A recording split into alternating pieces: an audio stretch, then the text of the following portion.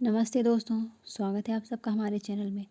हाजिर हूँ फिर से एक नई कहानी के साथ। कहानी अहमियत।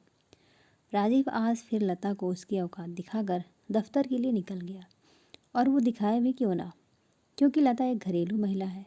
वो कोई ज़्यादा पढ़ी लिखी लड़की नहीं, ना ही वो कोई कामकाजी सफल महिला है।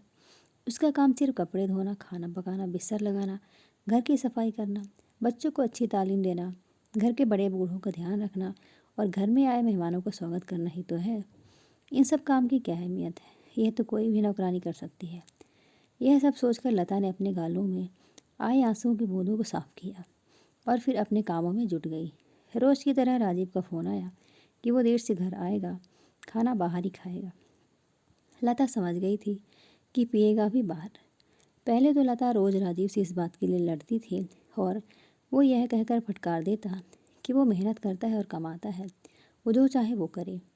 पर अब तो जैसे वो थक चुकी थी, वो राजीव के मुँह ही नहीं लगना चाहती थी, क्योंकि राजीव कई बार कह चुका था कि उसे इस घर की ज़रूरत है, ना कि इस घर को उसकी ज़रूरत। वो जब चाहे इस घर को छोड़कर जा सकती है। लता यह सोचकर चुप हो जाती कि शायद राजीव सही कह रहा है, वो जाएगी भी कहाँ।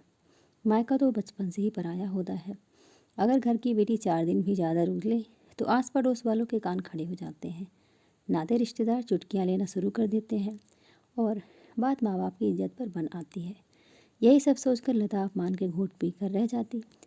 अगले दिन लता की तबीयत कुछ ठीक सी नहीं लग रही थी। उसने नापा तो उसे बुखार था। लता ने घर पर ही रखी दवा ले ली और जैसे जैसे नाश्ता करके बच्चों का टिफ़िन लगा दिया और कमरे में जाकर लेट गई। राजीव यह कहकर चला गया कि डॉक्टर को दिखा लेना। शाम तक लता का बुखार बढ़ गया। उसकी तबीयत में ज़रा भी सुधार नहीं हुआ।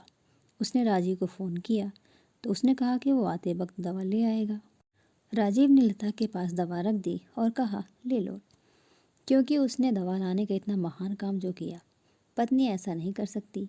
वो दवा देगी और प्यार से उसके माथे पर हाथ भी फेरेगी। उधर सासू माँ ने खाना बनाकर आज रात के लिए यह मोहर लगा दी कि वाकई इस घर को लता की ज़रूरत नहीं है। रात को लता ने खाना नहीं खाया। वो बेचैन होकर तड़प रही थी।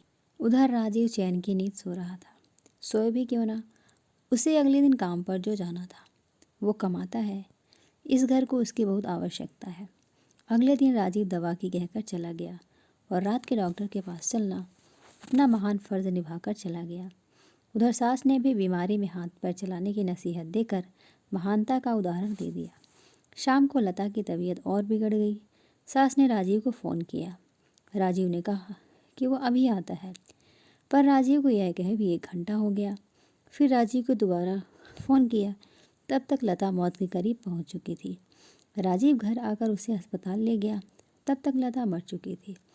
अब लता को किसी की ज़रूरत नहीं थी, पर अब लता की सबको ज़रूरत थी।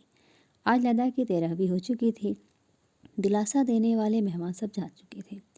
अब राजीव को दफ्तर जल्दी नहीं जाना था। जाता भी कैसे?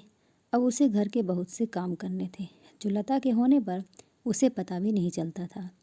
आज उसे पता लगा इस घर को लता की कितनी ज़रूरत है। आज राजीव को अपने तौलिए, रुमाल, अपनी दफ्तर की फ़ाइल, यहाँ तक कि वो छोटी छोटी चीज़ें जिसका उसे आभास भी नहीं था, नहीं मिल रही थी। उसे पता भी नहीं था कि उसे लता की कितनी ज़रूरत है। आज लता के जाने के बाद घर नहीं चिड़ियाघर नज़र आता था। सास की दवाई और बच्चों को समय पर खाना नहीं मिलता था। राजीव को रात को अपना बिस्तर लगा नहीं मिलता था। आज राजीव का घर पर इंतज़ार करने वाला कोई नहीं था।